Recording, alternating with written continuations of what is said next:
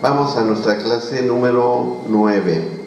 Según el orden que estamos llevando, esta es la clase número 9. Así es que vamos a dar inicio. Y estábamos, como vimos, dentro de lo importante que eran los compromisos. ¿Bien?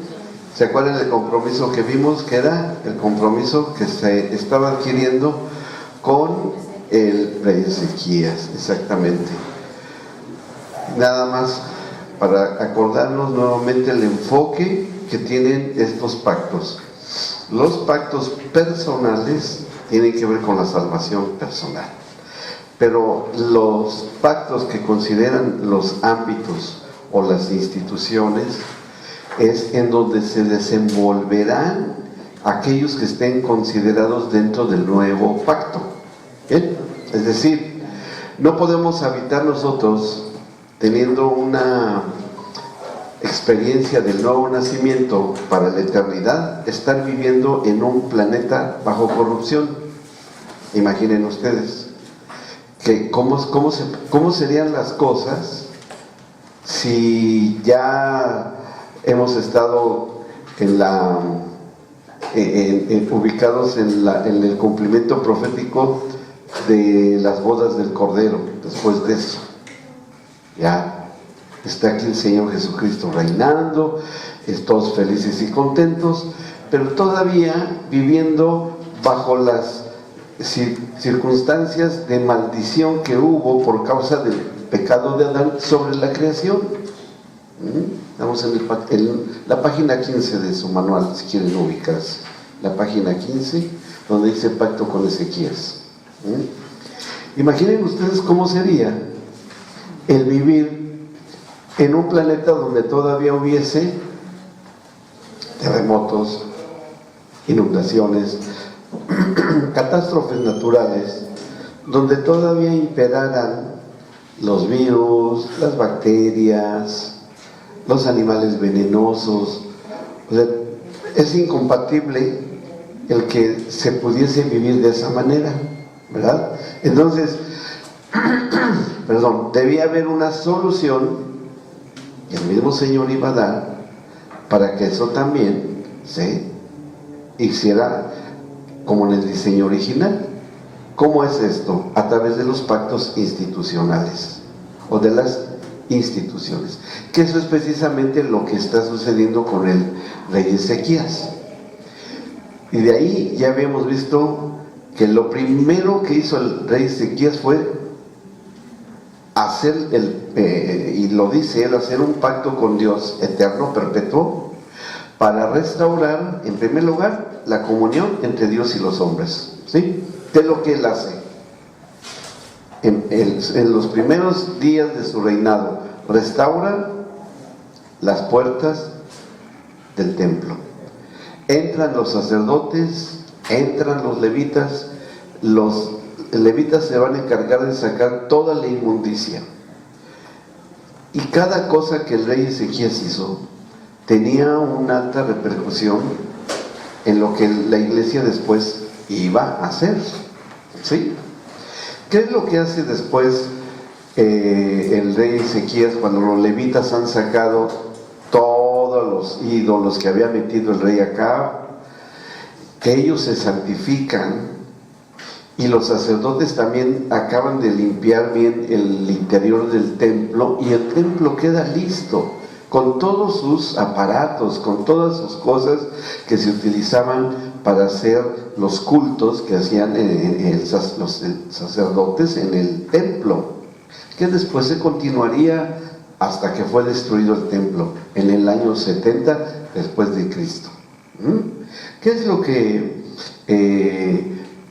hizo también en ese primer acto tan trascendental el rey Ezequías, cuando llama a los cantores, a los músicos, y empiezan con el cántico de Jehová? ¿Se acuerdan que eso está ahí? Sí. ¿Sí? ¿Qué ha sido el cántico de Jehová? Que lo mencioné, y que eso permitió el que se pudiese recuperar nuevamente la adoración para lo que hoy tenemos. porque fue a través de este pacto. El hecho de que el rey Ezequías en ese pacto haya llamado a los levitas, a los sacerdotes, y hayan tocado con los instrumentos que idearon algunos personajes importantes como los salmos de David, instrumentos que el mismo Gad, el vidente, el Ananías, otro profeta, Natán, otro profeta, metieran los instrumentos de los címbalos, los salterios y las arpas. O sea, esos instrumentos fueron santificados para la adoración, que hoy tenemos a sus equivalentes o a sus descendientes, que son las cuerdas, o sea, las guitarras, el piano y los instrumentos de percusión como la batería. Bien, y después entran los instrumentos de viento, las trompetas. Desde ese momento todos esos instrumentos van a formar parte, y otros que son derivados, no importa que sean electrónicos hoy en día, pero ya están dentro de esta concertación o dentro de este pacto. Cuando empieza primero el orden en que se empieza a dar en el pacto con Ezequías, es que lo primero que empiezan los cantores y los sacerdotes y los levitas, bueno, todos ellos, es el cántico de Jehová. Después sigue la alabanza y la adoración. La adoración y la alabanza con los salmos de David y de Asaf, ¿sí? Pero, ¿se acuerdan que habíamos? Y este es bien importante. ¿Por qué está en primer lugar el cántico de Jehová y a qué se refiere? A ver si se acuerdan, lo mencionamos. Me imagino que lo mencionamos. Esto tiene una explicación bien interesante. ¿Se las daré completas o estoy pensando? Miren, una de las traducciones que vamos a ver, y próximamente lo vamos a ver aquí, los sacerdotes allí eran el prototipo, y correctamente y hermenéuticamente hablando, como debe interpretarse la Biblia, los sacerdotes son el tipo de Cristo que habría de venir cuando ejerciera su sacerdocio, pero no nada más fue un sacerdote, fueron muchos. Entonces se le concede el sacerdocio a todos los creyentes hoy en día. ¿Está bien? Por eso son muchos sacerdotes. Gracias a ese pacto podemos entrar en una actividad sacerdotal. Los levitas, que serán los músicos, hoy también los del grupo de alabanza pueden entrar en eso también. Los sacerdotes, que hoy son los creyentes llenos del Espíritu Santo, que son los congregantes como nosotros, y que formamos parte del cuerpo de Cristo, estamos preparándonos para poder celebrar las bodas del Cordero. ¿Estamos de acuerdo? Según dicen en Apocalipsis. Bueno, ¿con quién se van a celebrar las bodas del Cordero? Con el Señor Jesucristo, que Él es el varón perfecto. Bien, los sacerdotes, que nosotros somos hombres y mujeres, en el matrimonio, tienen un alto significado de que estuviesen ahí esos sacerdotes tipificando el futuro, a futuro que iba a ser Cristo, porque el varón perfecto, que es Cristo, iba a tener enfrente a estos sacerdotes, que estos sacerdotes, siendo a futuro nosotros también, tiene una palabra y una estrategia clave, que nosotros somos los futuros hombres y mujeres, elementos que al ser uno entre todos, seremos uno con Cristo, y por lo tanto hoy, como cuerpo de Cristo, podemos aparecer delante de Él, porque el varón perfecto es nuestra cara, es nuestra cara delante del Padre, porque esposo significa varón con cara humana. En la traducción del griego, y como está en el Nuevo Testamento, una de sus traducciones es varón con cara humana. Ahora, nosotros. ¿Quién está en nosotros? En nuestro espíritu, Cristo. Pero ¿cómo es nuestra cara? Es una cara humana, cualquiera que sea el modelo, el color y el tipo, no importa. Pero detrás de cada cara está Cristo. ¿Me explico? Y el varón perfecto, él por haberse hecho hombre, cuando vino aquí a la tierra en su ministerio terrenal, también adquiere una cara humana. Así es que nosotros en Cristo, pero nosotros con cara humana y Cristo atrás de nosotros, nos hacemos uno con Cristo, que a la vez tiene una cara humana con la cual puede presentarse delante del Padre. Porque dice, nadie me podrá mirar y que no muera. Todo el que mirare al Señor morirá. ¿Por qué no morimos nosotros? Porque tenemos una cara a través de Cristo, la de Él. Y nosotros formamos una sola persona porque somos con Él, somos su cuerpo. ¿Sí me explico cómo está? Sí. ¿Por qué podemos aparecer delante de Él? Por eso el Padre Celestial no ve nuestra carita que nos tocó. Por mucho que yo creo que sí merezco estar delante del Padre porque soy muy bien parecido. Me voy a dejar las barbas como el Señor Jesucristo, a los varones, ¿verdad? O las mujeres barbudas de los circos, porque así les sale. No aparece nada de eso. Aparece Cristo. Y detrás del cuerpo de Cristo, por eso somos el cuerpo de Cristo. ¿Sí? O sea, todo se relaciona entre todo. ¿Está bien? ¿Vamos bien? ¿No hay confusión? ¿Podemos seguir? Bueno, entonces, regresamos con Ezequías. Cuando ya está la alabanza, ¿se acuerdan que dijimos que empezó también los holocaustos? ¿Y qué hacían en los holocaustos? ¿Qué tenían que hacer los sacerdotes que les tocaba hacer esa labor? Sacrificar a los animalitos. Cuando Pablo habla del cuerpo animal o el carnal, el hombre carnal, habla a la carne llena de pecado. ¿Sí? Que hoy, el sacerdocio de hoy, o sea, nosotros, tenemos que llevar a sacrificar y a matar y poner en el fuego al cuerpo animal, que es nuestra parte de nuestra carne, que eso confirma lo que es la circuncisión del corazón, no la circuncisión hecha por los judíos. La circuncisión del corazón es que mi parte de hombre carnal, porque como lo dijo Pablo, en mi cuerpo mora el pecado, en mi carne está el pecado. ¿Se acuerdan que lo dijo en Romanos capítulo 7? ¿Sí? Porque el bien no está, en mí no está el bien, sino está el mal. Porque lo que no quiero hacer eso hago, pero lo que quiero hacer no puedo, porque está en mi carne.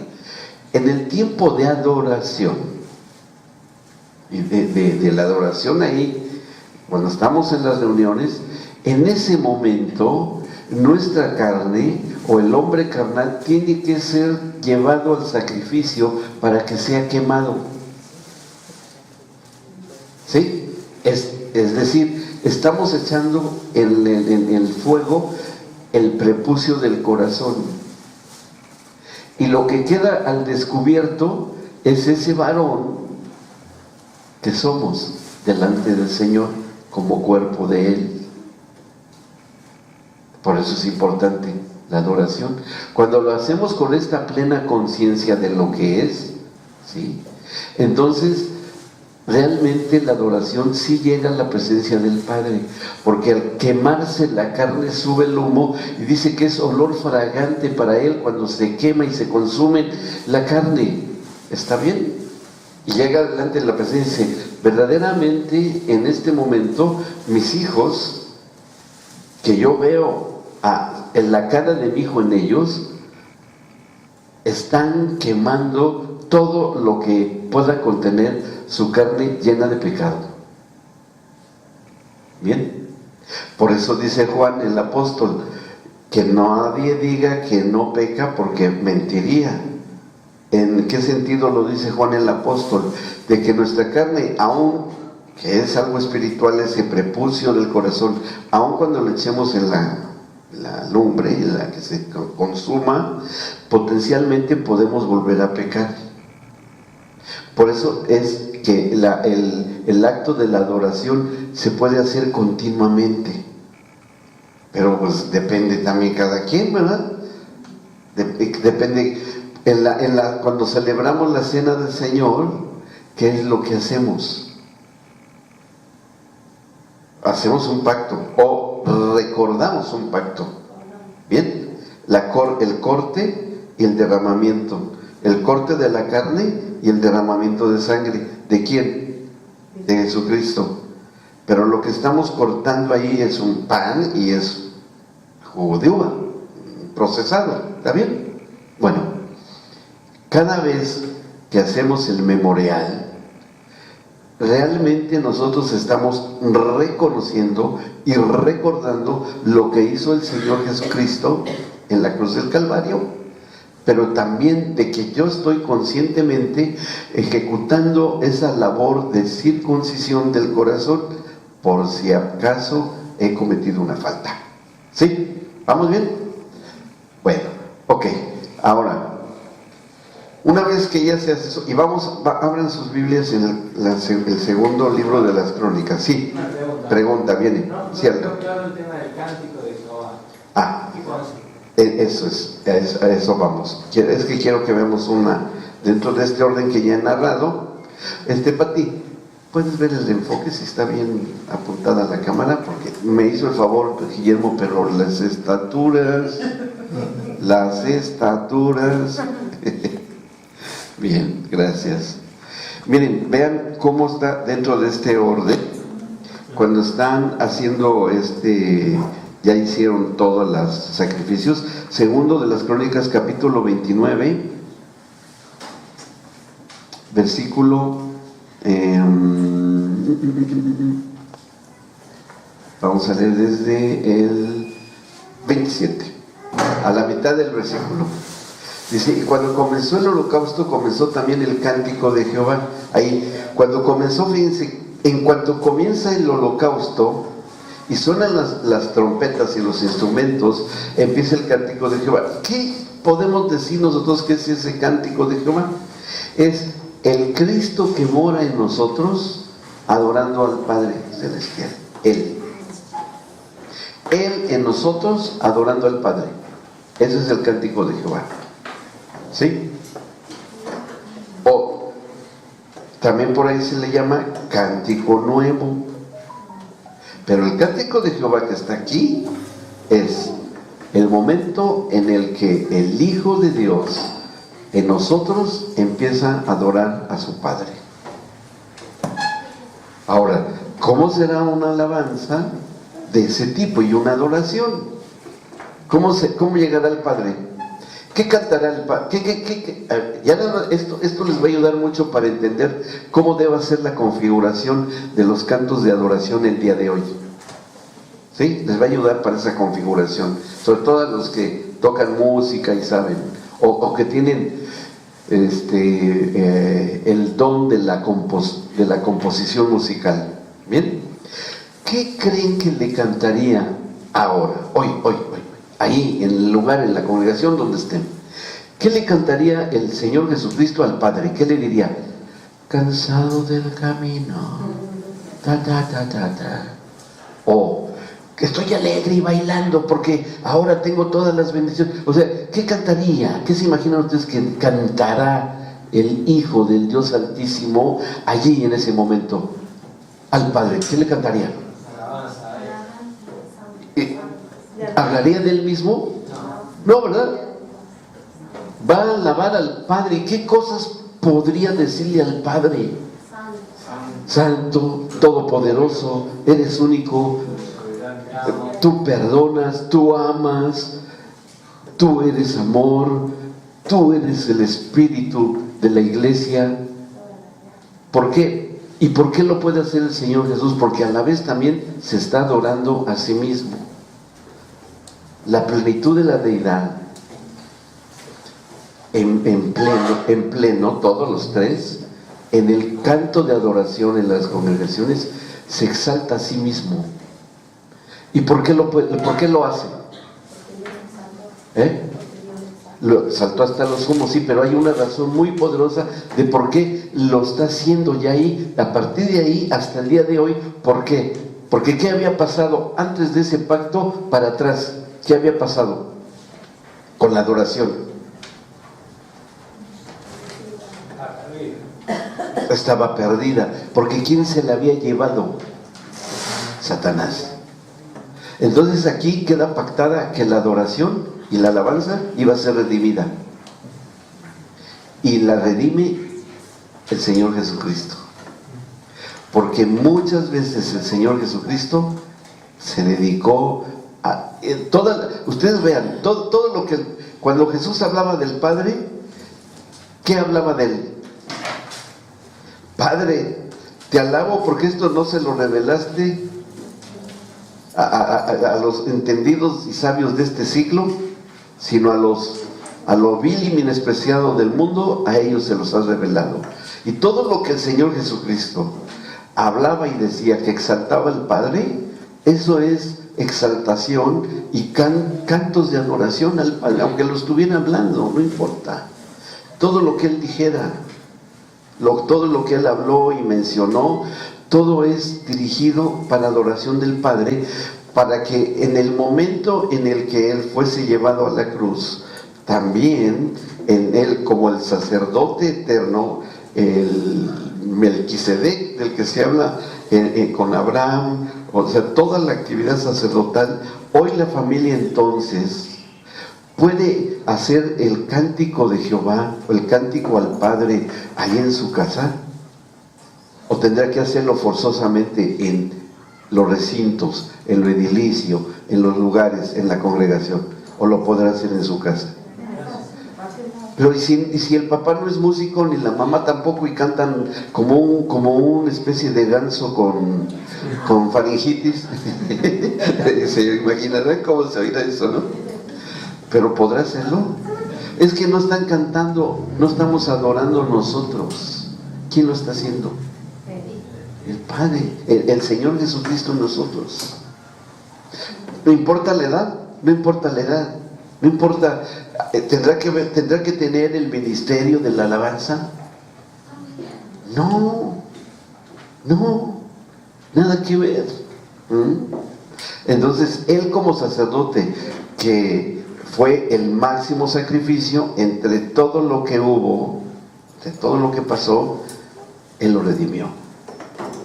Y eso fue en este momento por este pacto. Por eso es importante reconocerlo. ¿Sí? ¿Vamos bien? ¿Alguna pregunta? ¿No? Ya después, cuando termine el cántico, dice, hasta que se consumió toda la carne.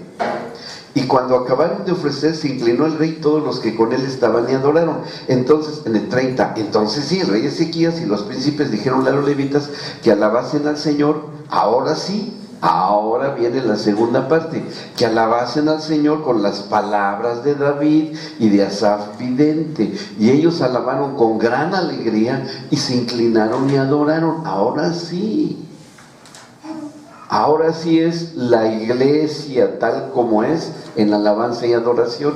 Ahora sí se puede cantar con la misma alegría. Y aún así, ¿qué contenido deberá tener esas canciones o cánticos, esas alabanzas? Ahora sí podremos cantar, Señor, yo me gozo y danzo de gozo, y lo que ustedes quieran, que tiene que ver con nuestras personas en alabanza al Padre y al Hijo.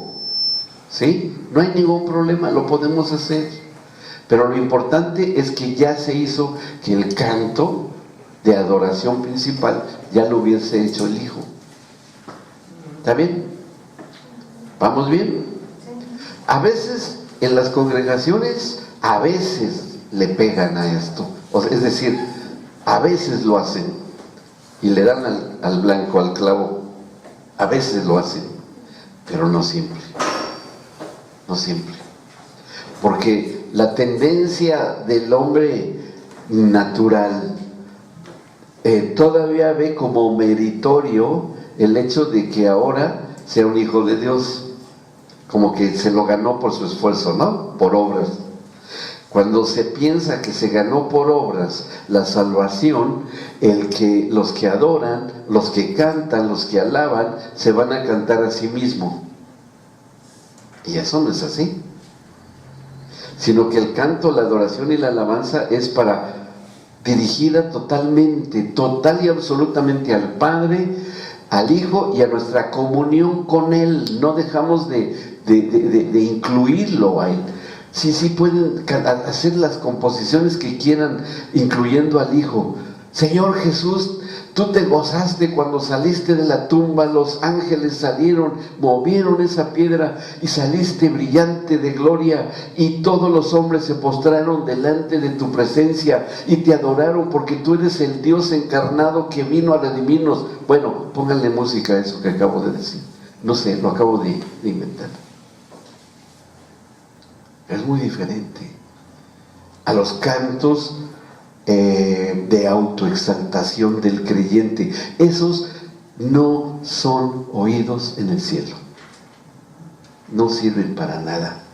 Bueno, sí, para pasar el tiempo, eso, y las campanadas que se oyen para llamar a los cultos, en donde ya saben, es lo mismo.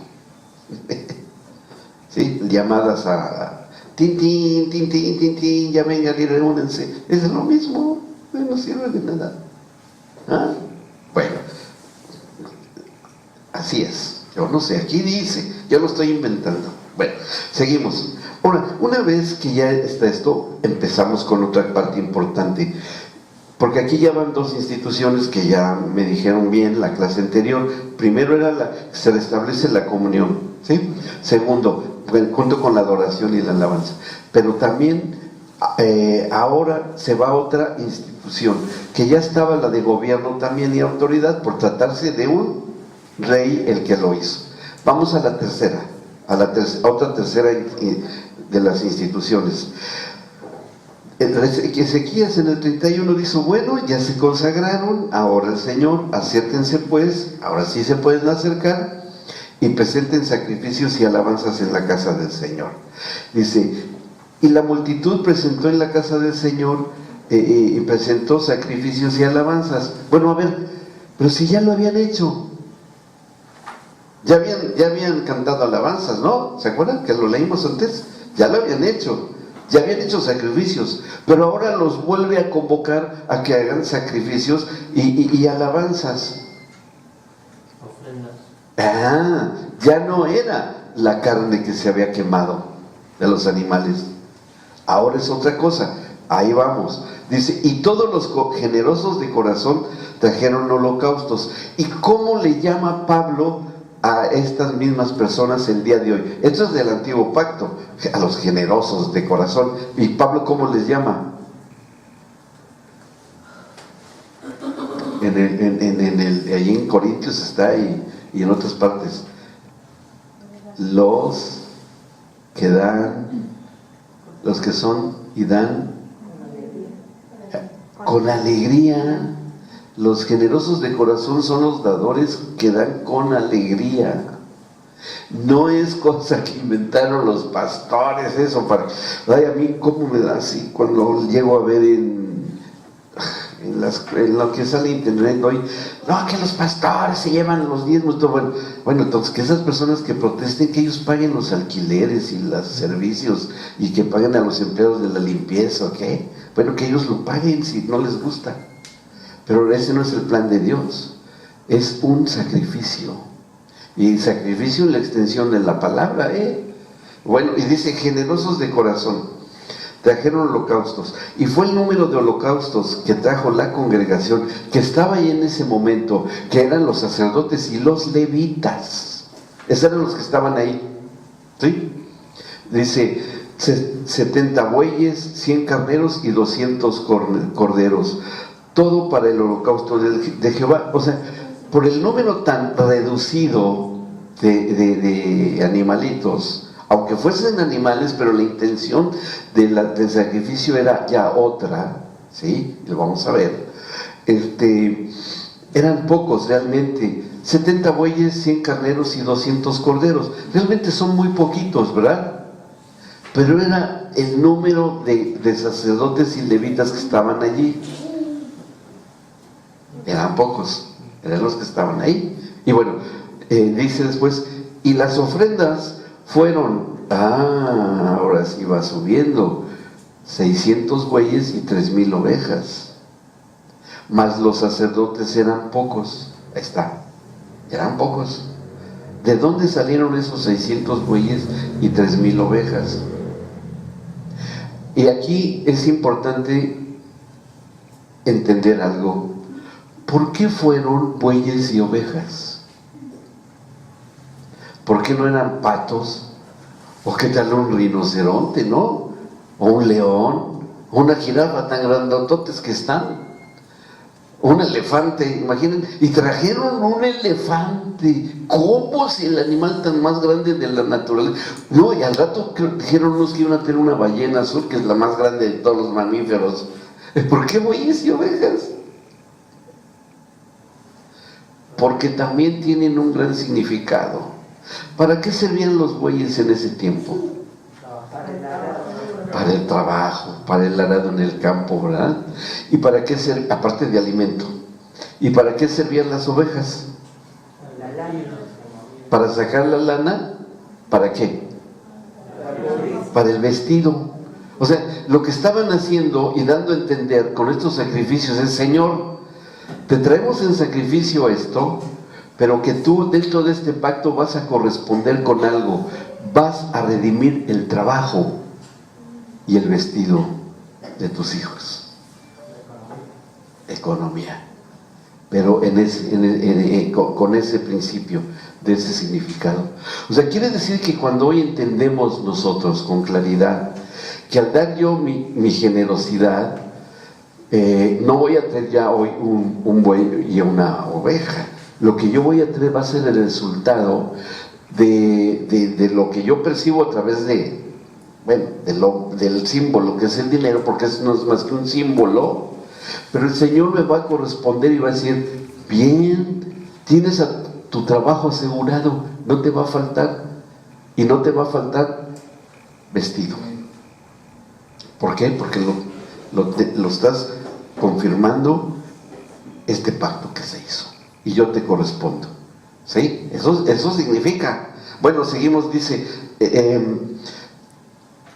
¿dónde nos? Sí, 34 estábamos. Así sus hermanos los levitas les ayudaron hasta que acabaron la obra, y hasta que los demás sacerdotes se santificaron, porque los levitas fueron más rectos de corazón para santificarse que los sacerdotes. Bueno, ahí ya fue cosa de que ellos tenían mayor necesidad de consagrarse, y lo hicieron. Así pues, hubo abundancia de holocaustos con grosura de las ofrendas de paz y libaciones para cada holocausto. Ofrendas de paz con grosura, o sea, quemaban hasta la grasa de los animales, todo, no quedaba nada. Y quedó restablecido el servicio de la casa del Señor. ¿Ok?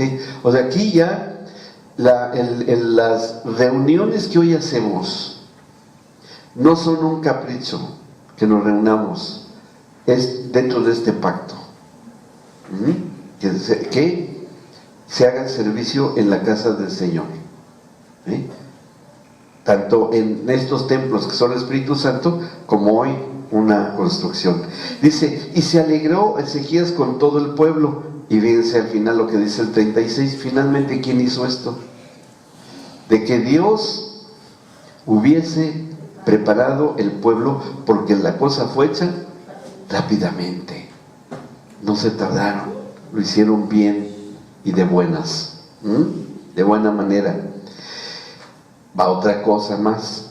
Así va a seguir, como este hombre de pacto, va a seguir y seguir y seguir haciendo cosas que el rey Ezequías. En el 31, envió después Ezequías por todo Israel y Judá, y escribió cartas a Efraín y a Manasés, para que viniesen a Jerusalén, a la casa del Señor, para celebrar la Pascua al Señor Dios de Israel. Versículo 1. Y miren, acuérdense que el Señor estaba muy atento a todo lo que hacía Ezequías, para que a él le tocara hacer lo mismo cuando a él le tocara. ¿Qué hizo el rey Ezequías? Ahí dice, lo acabamos de leer. ¿Qué hizo? Léalo. ¿Qué hizo? Escribió cartas. ¿Y qué hizo el Señor en correspondencia cuando él le tocó hacer? ¿Escribió cartas o no? ¿Y dónde están? Las cartas inspiradas por el Espíritu Santo que hasta hoy tenemos, porque estas fueron inspiradas. Las cartas de Pablo, de Pedro, de Juan, de Santiago, son esas cartas que él en correspondencia, es decir, ¿qué es lo que estaba aquí el Señor pactando? Que hubiera Biblias. ¿Sí? Por eso este libro nunca ha desaparecido, aunque ha sido el más atacado, pero hasta hoy sigue siendo el más impreso en la historia de la humanidad, el libro más traducido de la historia de la humanidad, el que tiene más escritos antiguos cercanos al tiempo de que fueron escritos, más que ningún otro documento. Hay cerca de 13,000, y se han encontrado ya más, cerca de 13,000 escritos antiguos cercanos al tiempo de Cristo, y además del antiguo pacto con los rollos del Mar Muerto.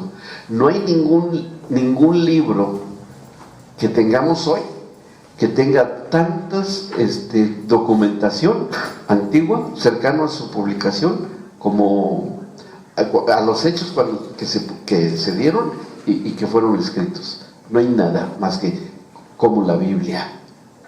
El Señor ha preservado su palabra por estos pactos que Él hizo. ¿Está bien? ¿Vamos bien? Buenísimo, ¿no? No se le olvidó nada al Señor. Así como que no los veo muy emocionados hoy. Sí, pero sí les llena de gozo. ¿O estoy yo muy serio?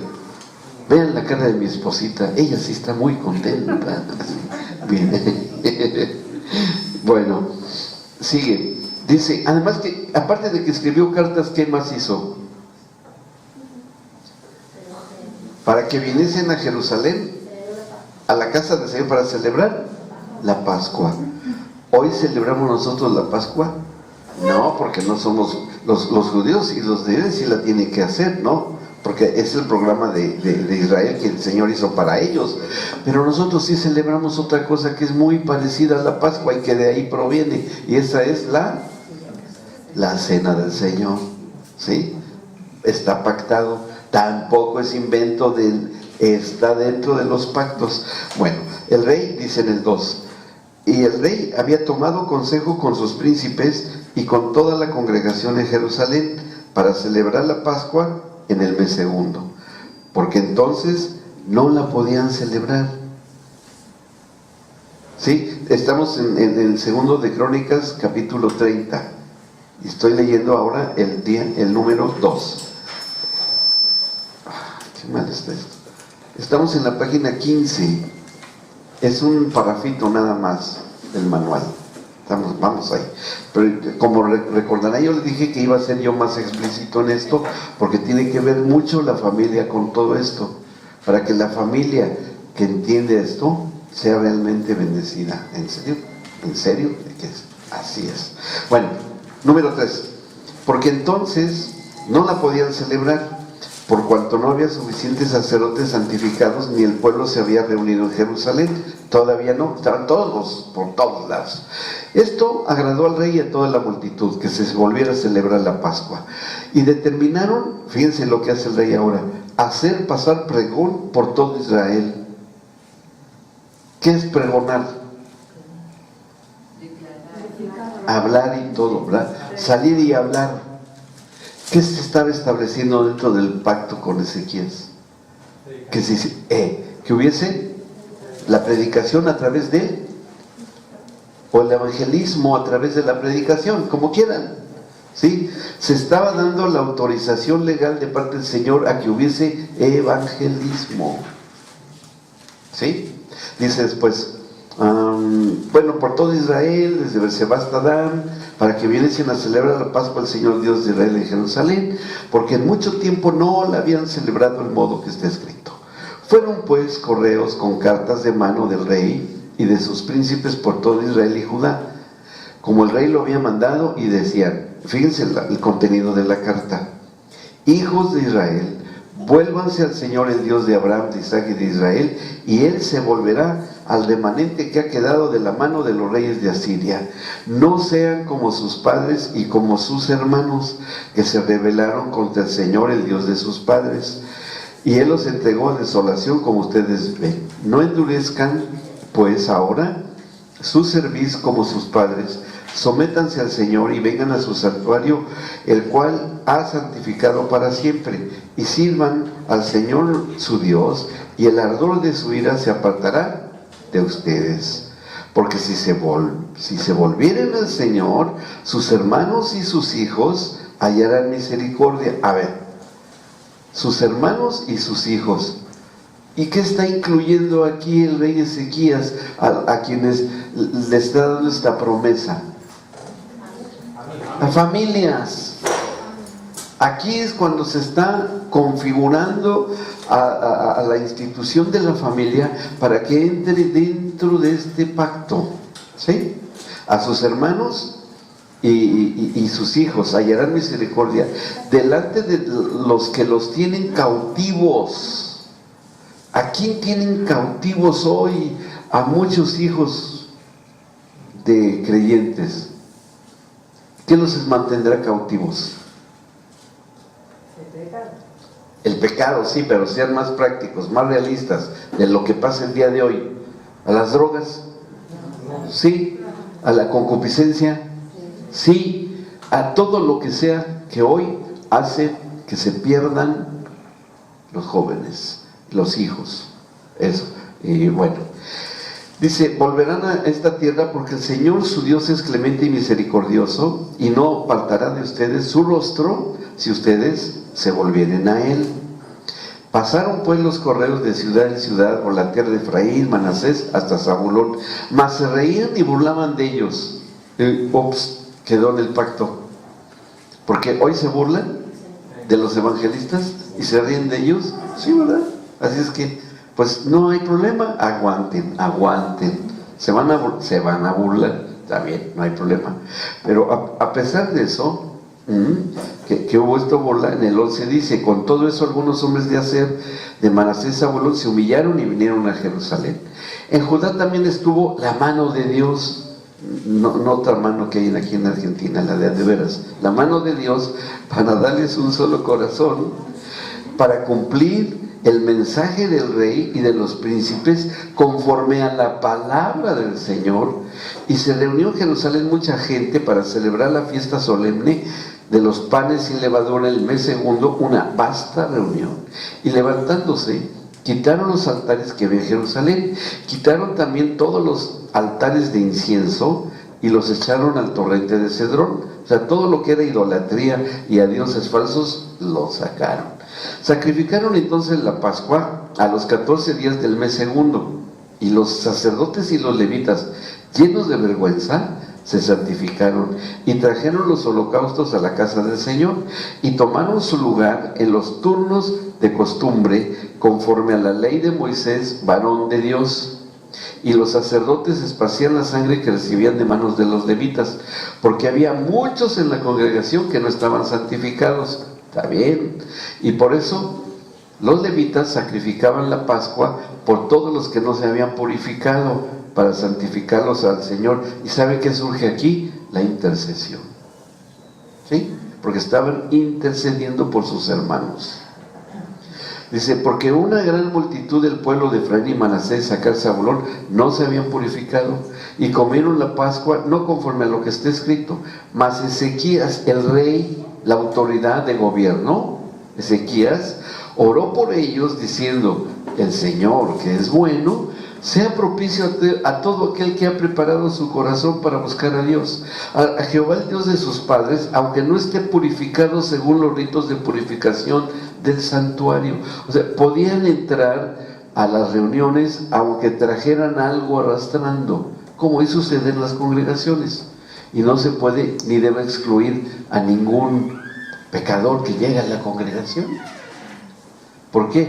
Porque le está permitido entrar. ¿Para qué? Porque han estado intercediendo por él, quien sea, para que sea redimido. Por eso se hace el llamado. O la gente debe tener la experiencia del nuevo nacimiento cuando hay reuniones, pero está bien. Dice, y vean lo que dice el versículo 20, es muy importante. Y oyó, ¿qué dice ahí? El Señor a Ezequías y sanó al pueblo. Cuando Ezequías está haciendo todo esto, el Señor oye a la autoridad y sana al pueblo, lo sana. Es decir, queda establecido en este pacto: va a haber sanidad cuando están reunidos mis hijos. ¿Y hay sanidad? ¿Está bien? ¿Vamos bien? Bueno, 21. Así, los hijos de Israel que estaban en Jerusalén celebraron la fiesta solemne de los panes sin levadura por 7 días con grande gozo, y glorificaban al Señor todos los días los levitas y los sacerdotes, cantando con instrumentos resonantes al Señor. Y habló Ezequías al corazón de todos los levitas. Ahora vean lo que va a hacer él. Que tenían buena inteligencia en el servicio al Señor, del Señor. Y comieron de lo sacrificado en la fiesta solemne por 7 días, ofreciendo sacrificios de paz y dando gracias al Señor, el Dios de sus padres. A ver, ¿quiénes pudieron comer de lo sacrificado? ¿Qué quiere decir? Que hoy el que le sirve al Evangelio puede vivir del Evangelio,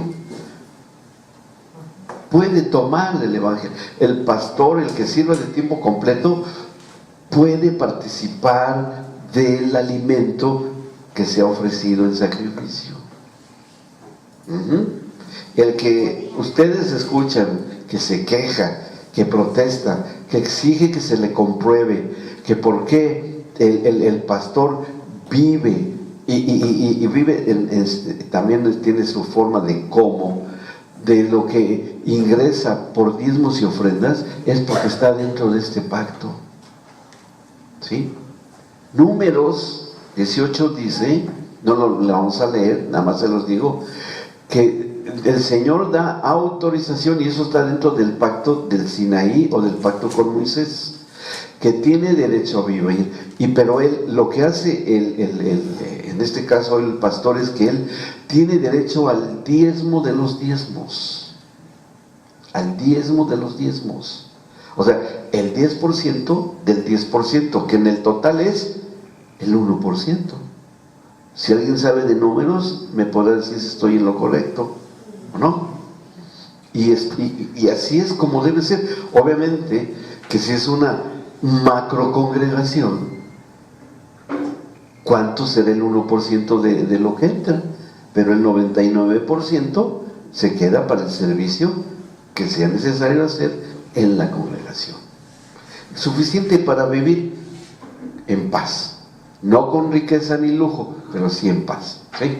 Pero hoy parece ser que muchos ni saben esto, ignoran y critican sin saber, y también aún ahí hay falsos pastores que toman más de lo que deben tomar, ¿sí? Debe ser lo que dice la Escritura dentro de este pacto. ¿Vamos bien? Sí. Seguimos entonces. Bueno, entonces sana al pueblo, versículo, ¿en cuál nos quedamos? 21. 22 dice, 7 días, no, ya seguimos ahí. En el 24 dice, porque Ezequías, rey de Judá, había dado a la asamblea 1000 novillos y 7000 ovejas. Fíjense cuánto dio. Y también los príncipes dieron al pueblo 1000 novillos y 10,000 ovejas. O sea, ¿quiénes son los príncipes? Bueno, uno piensa que si dice príncipes, se imagina hijos de reyes, ¿o no? No, príncipes son principales. ¿De qué? Los principales o los líderes de las diferentes tribus, ¿sí? los príncipes. Dieron al pueblo 1000 novillos y 10,000, y muchos sacerdotes ya se habían santificado. Se alegró pues toda la congregación de Judá, como también los sacerdotes y levitas, y toda la multitud que había venido a Israel, asimismo los forasteros que habían venido de la tierra de Israel, y los que habitaban en Judá. Hubo entonces gran regocijo en Jerusalén, porque desde los días de Salomón, hijo de David, rey de Israel, no había habido cosa semejante en Jerusalén. Después los sacerdotes y levitas, fíjense lo que hacen los sacerdotes y levitas, puestos en pie, ¿qué hicieron? Bendijeron al pueblo. No los condenaron, no los maldijeron, no los criticaron, no los exhibieron, no los avergonzaron, sino lo que hicieron fue bendecir al pueblo. Y cuando ellos hacen esto, vean lo que pasa. Y la voz de ellos fue oída, y su oración, ¿a dónde llegó? Ahí dice, llegó a la habitación de su santuario. ¿A dónde? Al cielo. ¿A dónde llega la oración en la cual hay bendición de parte de los que sirven al Señor? Llega directamente al cielo. Digo, ¿qué más se puede pedir, no? ¿Qué más? No crean que paró todavía ahí. Ya estamos viendo que se está asomando por ahí. ¿Qué institución? Lo habían mencionado. La institución del, lo había dicho al llevar las bueyes, las ovejas y todo eso. Exactamente, el trabajo de economía. Vean ahora lo que va a pasar.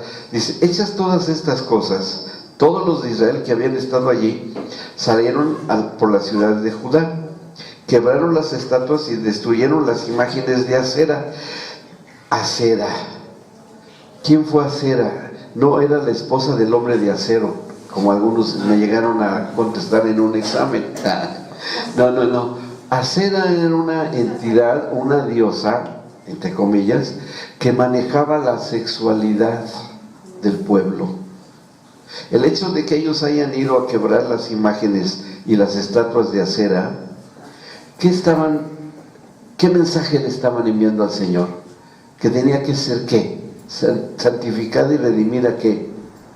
Su sexualidad, ¿sí? Le estaban diciendo, Señor, purifícanos en esto que nos regalaste y nos diste, que es nuestra sexualidad. Ahora, cuando destruyamos todos estos ídolos, eso va a quedar resuelto. Dice, y derribaron los lugares altos y los altares por todo Judá y Benjamín, y también en Efraín y Manasés, hasta acabarlo todo.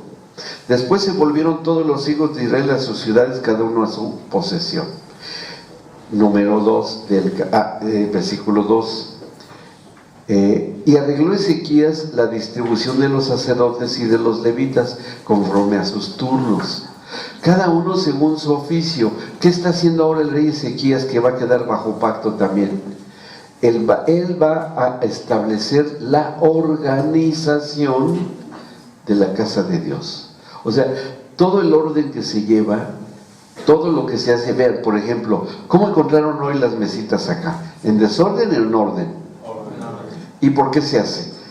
Sí, para que estén más cómodos, ahora ya pueden escribir y no sobre las rodillas como al principio, que les doy gracias a su aguante, que escribían sobre sus rodillas tanto tiempo, pero miren, gracias a Dios ya hay.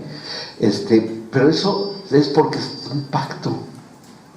Así como está la gente que limpia, la gente de multimedia, hoy, en tiempos modernos, la que administra, todo lo que dice en Romanos capítulo 12 el apóstol Pablo, de los deberes de los cristianos.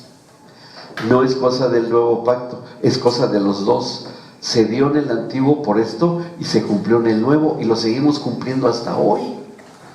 O sea, nosotros no hacemos nada que esté fuera de lo que dice la Escritura, ¿sí? Bueno, así lo están haciendo. Él lo hace conforme a sus turnos, cada uno según su oficio. Los sacerdotes y los levitas para ofrecer el holocausto y las ofrendas de paz, para que ministrasen y que diesen gracias y alabasen dentro de las puertas de los atrios del Señor. El rey contribuyó de su propia herencia para los holocaustos a mañana y tarde. O sea que eran sacrificios de 24 horas. y para los holocaustos de los días de reposo, nuevas lunas y fiestas solemnes, como está escrito en la ley del Señor. Mandó también al pueblo que habitaba en Jerusalén que diese la porción correspondiente a los sacerdotes y levitas, para que ellos se dedicasen a la ley del Señor. Queda confirmado que los que sirven en el Evangelio, vivan del Evangelio. Así está establecido. Mandó también al pueblo, para ellos, a la ley del Señor. Y cuando este edicto fue divulgado, los hijos de Israel le dieron muchas primicias de grano, vino, aceite, miel y de todos los frutos de la tierra. Trajeron asimismo en abundancia, ¿qué dice? Los diezmos de todas las cosas. Ya no fue el rey, ya no fueron los sacerdotes ni los príncipes, los principales, sino que ahora es el pueblo, y el pueblo está formado por familias, exactamente. Dice, dieron del mismo modo los diezmos de las vacas, o sea, le quitaron el 10% del cuerpo de cada vaca para los nanas, no, sino de todo lo que era la vaquita daban el 10%, ¿sí? Bueno, hay frutos de la tierra, dieron asimismo en abundancia los diezmos de todas las cosas. También los hijos de Israel, el 6, de Israel y de Judá, que habitaban en las ciudades de Judá, dieron del mismo modo los diezmos de las vacas y de las ovejas, y trajeron los diezmos de lo santificado, de las cosas que habían prometido al Señor su Dios, o sea que hubo promesas, y lo depositaron en montones. En el mes tercero comenzaron a formar aquellos montones, y terminaron en el mes séptimo, 3, 4, 5, 6, 7, 5 meses de dar y de dar y de dar y de dar. ¿Y por qué daban tanto? Ahí viene la explicación. Dice, terminaron en el séptimo 8. Cuando Ezequías y los príncipes vinieron y vieron los montones, bendijeron al Señor y a su pueblo Israel, y preguntó Ezequías a los sacerdotes y a los levitas acerca de sus montones. Y el sumo sacerdote Azarías, de la casa de Sadoc, le contestó: desde que comenzaron a traer las ofrendas a la casa del Señor, hemos comido y nos hemos saciado. El que predique el Evangelio, viva del Evangelio. Ahí estaba. Dice, pero sigue diciendo el sacerdote, y nos ha sobrado mucho, porque el Señor, ¿qué dice? Ha bendecido a su pueblo y ha quedado esta abundancia de provisiones. Si el pueblo daba mucho, es porque ellos ya habían recibido ¿cuánto? Mucho. Esa es la clave para vivir como Dios quiere que vivan los hijos de Dios. Dice, entonces mandó Ezequías que preparasen cámaras en la casa del Señor, y las prepararon. Y en ellas depositaron las primicias y los diezmos y las cosas consagradas fielmente. Y hoy aquí el rey está pactando que va a haber un lugar en la congregación en donde se van a reunir todos los diezmos y ofrendas. ¿Y qué es lo que hacen los sugieres hoy en las reuniones, en el transcurso de los cultos? Llevan las cosas ¿a dónde? A un lugar específico. ¿Me explicó? Se llama alfolí. Bueno, así se le debe llamar. Pues eso está dentro de un pacto. Así es lo que hacían, y eso quedó comprometido a que se siguiese haciendo. ¿Sí? ¿Vamos bien? Sigue diciendo. Bueno, ahí le llaman a Conanías, Simeí, bueno, un montón de gentes que están ahí. Vámonos de ahí hasta el versículo 14, porque ahí es importante. Dice, el levita Coré, hijo de Imna, guarda de la puerta oriental, tenía cargo de las ofrendas voluntarias. Cuando Pablo dice que el que quiera dar sus diezmos, bueno, no dice diezmos, sus ofrendas, pero si quiere dar más, puede dar más, y está aquí dentro del pacto. Y de la distribución de las ofrendas dedicadas al Señor y de las cosas santísimas. Y a su servicio estaba, bueno, ahí están varios nombres, al final del 15, para dar con fidelidad a sus hermanos sus porciones conforme a sus grupos, al mayor como al menor. Y vean ahora lo que hace Ezequías: a los varones anotados por sus linajes de 3 años arriba, a todos los que entraban en la casa del Señor para desempeñar su ministerio según sus oficios y grupos. Pero nos falta una institución. Ya dijimos, la primera que sale, la de gobierno y autoridad. La segunda, la comunión entre Dios y los hombres. La tercera fue trabajo, administración, economía. ¿Cuál nos falta? La familia. Y ahora vean lo que va a hacer él, que ya estaba de ahí, de alguna u otra manera ya estaba involucrada, pero ahora va a ser más específico, porque dice en el versículo 17, también a los que eran contados entre los sacerdotes según sus casas paternas, y a los levitas de edad de 20 años arriba conforme a sus oficios y grupos, eran inscritos con todos sus niños. Ahí está, con todos sus niños, sus mujeres, sus hijos e hijas, toda la multitud, porque con fidelidad se consagraban a las cosas santas. ¿Quiénes? Hijos, familia, ¿verdad? Hijos e hijas y sus mujeres, porque se consagraban a las cosas santas. Del mismo modo, para los hijos de Aarón, sacerdotes, que estaban en los ejidos de sus ciudades, por todas las ciudades, los varones nombrados tenían cargo de dar sus porciones a todos los varones de entre los sacerdotes y a todo el linaje de los levitas. De esta manera hizo Ezequías en todo Judá, y ejecutó lo bueno. Fíjense bien qué cosas dice acá: lo bueno, lo recto y verdadero delante del Señor su Dios. ¿Sí? Repetimos: lo bueno, lo recto y lo verdadero. Ok, si lo pueden memorizar, no se les olvide. Ahora vamos a ver algo que está escrito en Efesios capítulo 5 de Efesios capítulo 9. Dijimos lo bueno, lo recto y lo verdadero, ¿verdad? Sí. Y eso es lo que hicieron y quedó en este pacto. Ahora vean qué es lo que dice en Efesios 5:9: porque el fruto del Espíritu es en toda bondad o todo lo bueno, ¿sí? Justicia o todo lo justo, recto, y todo lo verdadero o la verdad.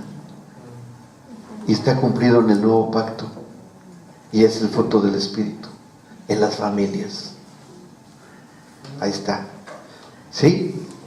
¿Completo, no? ¿Completo el menú? Bien completo. ¿Vamos bien? Entonces sigue diciendo, regresamos a segundo de las Crónicas. Todo lo bueno, recto y verdadero delante del Señor su Dios. Ahora dice el 21: en cuanto emprendió en el servicio de la casa de Dios de acuerdo con la ley y los mandamientos, buscó a su Dios y lo hizo de todo corazón y fue prosperado. Este pacto que celebra Ezequías, entonces, yo lo menciono, lo hablo como el pacto institucional, ¿sí? Porque si se dan cuenta, en ninguna parte de todo lo que hizo el rey Ezequías haya sido de solamente una persona para él solo, como fue el caso de Abraham, que fue solo Abraham, en el caso del rey David, que solo fuera David, o el rey Josías, o Moisés, sino que aquí sí, era el rey, pero no figura el rey como él solo, sino que es todo el conjunto de ¿qué? De familias.